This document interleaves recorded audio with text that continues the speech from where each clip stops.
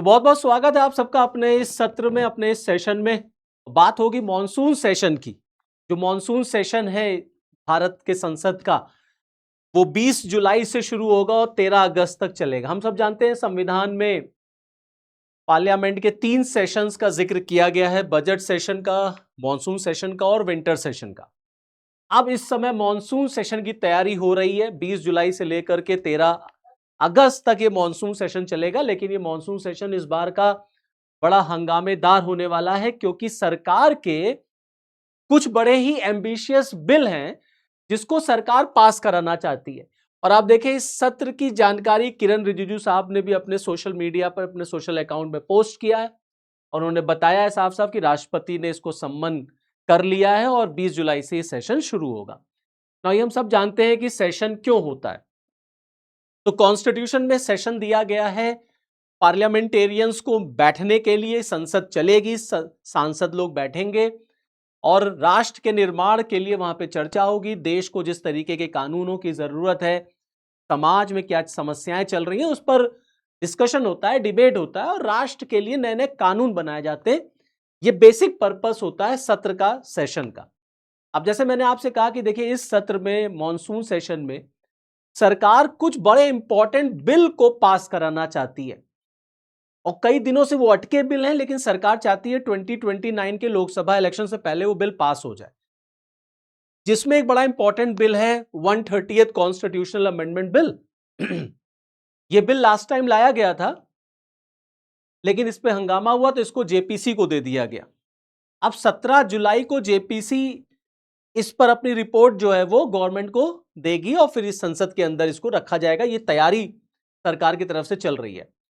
विपक्ष जो है उसने भी अपने आप को टाइट कर रखा है, कमर कस ली है कि वो इस बिल को पास नहीं होने देगा। तो दरअसल ये 130th कॉन्स्टिट्यूशनल अमेंडमेंट बिल है क्या? दरअसल ये बिल कहता है कि अगर प्रधानमंत्री, मुख्यमंत्री या कोई भी मंत्री, उसके ऊपर कोई ऐसा केस हो जाता है, कोई ऐसा आरोप लगता है, एफआईआर दर्ज होती है जिसमें 5 साल या 5 साल से ज्यादा की सजा है अगर, और वो 30 दिन लगातार अगर जेल में रहता है, तो उसको 31st डे अपना पद छोड़ना पड़ेगा। हमने अरविंद केजरीवाल के केस में देखा कि किस तरीके से अरविंद केजरीवाल जेल में रहते हुए सरकार चला रहे थे। क्योंकि हम सब जानते हैं कि हमारे देश में गद्दी से उतरना कोई नहीं चाहता। सबको गद्दी बड़ी प्रिय होती है, सबको गद्दी से बड़ा प्रेम होता है। कुर्सी जो है वो बड़ी प्रिय है सबको, और कोई नहीं चाहता है कि उसका प्रधानमंत्री का पद जाए या मुख्यमंत्री का पद जाए। बट सरकार का मानना है कि यह बड़ा इंपॉर्टेंट है, जिससे इस देश को, राजनीति को अपराधियों से दूर रखा जाए। मतलब जो क्रिमिनलाइजेशन ऑफ पॉलिटिक्स है, उसको कहीं ना कहीं गवर्नमेंट नीट एंड क्लीन करना चाहती है, उसको साफ सुथरा रखना चाहती है। तो बीजेपी चाहती है ये इंप्रेशन बनाना पब्लिक के सामने कि वो पॉलिटिक्स को बड़ा नीट एंड क्लीन करना चाहती है। बट प्रॉब्लम ये है कि विपक्ष जो है अब वो हंगामा मचा रहा है। विपक्ष कह रहा है कि कतई हम ऐसे कॉन्स्टिट्यूशनल अमेंडमेंट बिल को पास नहीं होने देंगे, क्योंकि उसका मानना है कि सरकार अपनी एजेंसियों के थ्रू, ईडी के थ्रू, सीबीआई के थ्रू, अपने विरोधी दलों के नेताओं के ऊपर झूठे केसेस लगा करके उनको 30 दिन तक जेल में डाल देगी और फिर कहेगी कि तुम अब रिजाइन करो, और फिर वहां पे चुनाव कराएंगे और हम जीत जाएंगे। मतलब विपक्ष का मानना है कि बीजेपी इस लॉ का मिसयूज करेगी, and this is against democracy, this is against the constitution, the very spirit of the constitution. तो एक तो 130th बिल है, इसको सरकार चाहती है पास कराना, लेकिन ये बड़ा टफ होगा पास कराना, क्योंकि 2/3 बहुमत चाहिए। अभी संसद के अंदर, लोकसभा के अंदर एनडीए की क्या पोजीशन है, क्या उसके पास 2/3 बहुमत है? अभी हम उस पर भी चर्चा करेंगे।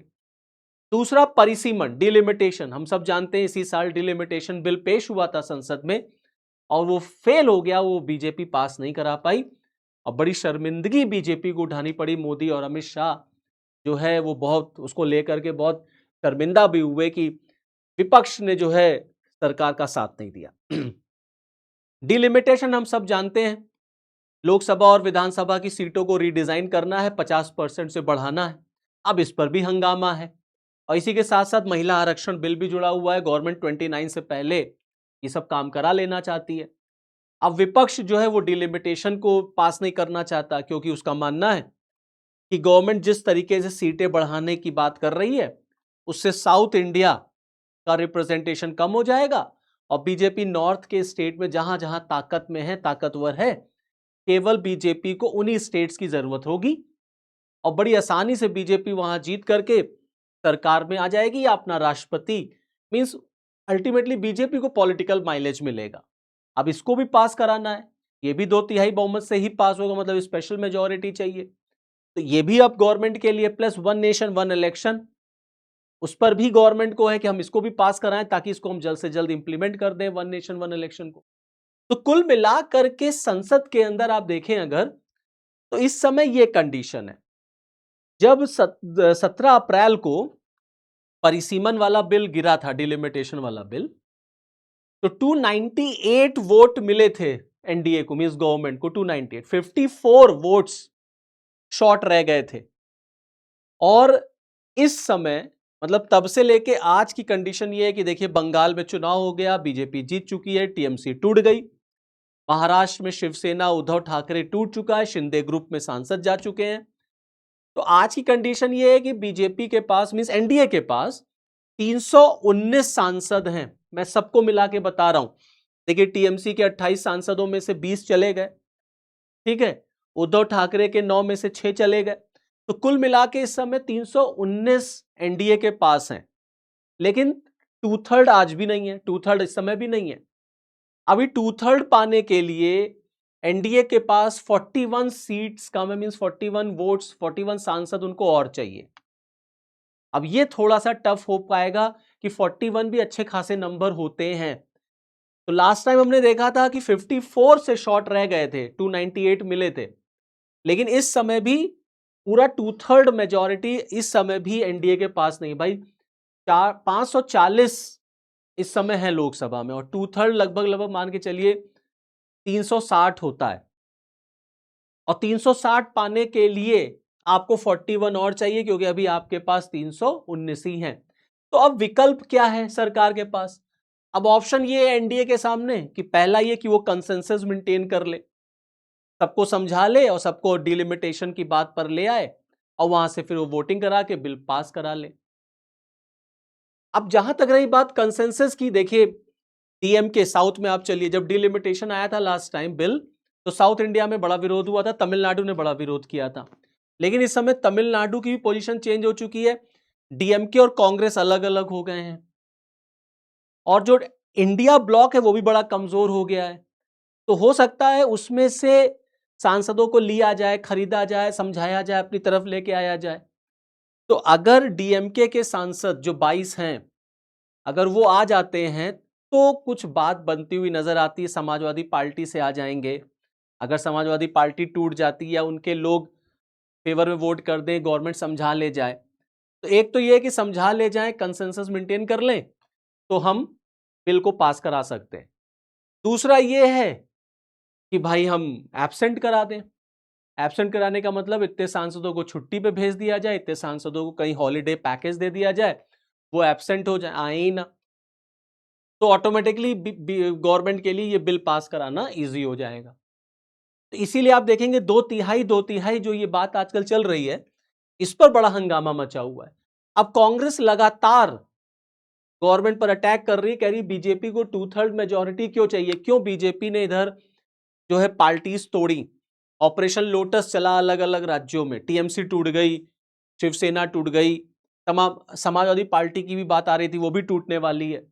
तो दरअसल विपक्ष का ये मानना है कि बीजेपी जो है वो 2/3 बहुमत इसलिए चाहती है क्योंकि इस बार के लोकसभा के चुनाव में नारा था आपकी बार 400 पार, और बीजेपी जो है दरअसल इतना बहुमत इसलिए चाहती है क्योंकि वो संविधान बदल देना चाहती है और वो आरक्षण हटा देना चाहती है। BJP is totally against reservation, और जो बाबा साहब भीमराव अंबेडकर का संविधान है उससे बीजेपी नफरत करती है और बीजेपी अपना नया संविधान लाना चाहती है, इसीलिए उसको इतना बहुमत चाहिए, जिसके लिए साम दाम दंड भेद सारे हथकंडे, सारे ऑप्शंस जो है वो गवर्नमेंट इस समय अपना रही है। पार्टीज तोड़ी जा रही हैं, सांसदों को खरीदा जा रहा है, बेचा जा रहा है, हर चीज हम देख रहे हैं इस समय हो रहा है, ऐसा कांग्रेस का आरोप है गवर्नमेंट के लिए। तो कुल मिलाकर के मॉनसून सेशन शुरू होगा, अब देखा जाएगा कि क्या गवर्नमेंट उसमें ये बिल पास करा पाती है कि नहीं, क्योंकि गवर्नमेंट के लिए ये बिल बहुत ज़रूरी है और वो चाहती है कि 29 के लोकसभा इलेक्शन से पहले ये बिल पास हो जाए, इम्प्लीमेंट हो जाए। बट इतना आसान होगा नहीं गवर्नमेंट को ये बिल पास कराना। तो let's see what happens, monsoon session में क्या होता है। जैसा भी होगा आपको मैं तुरंत अपडेट करता रहूंगा। चलिए फिर इस वीडियो में इतना ही, फिर नेक्स्ट वीडियो में आपके साथ फिर मुलाकात होगी, तब तक के लिए जय हिंद।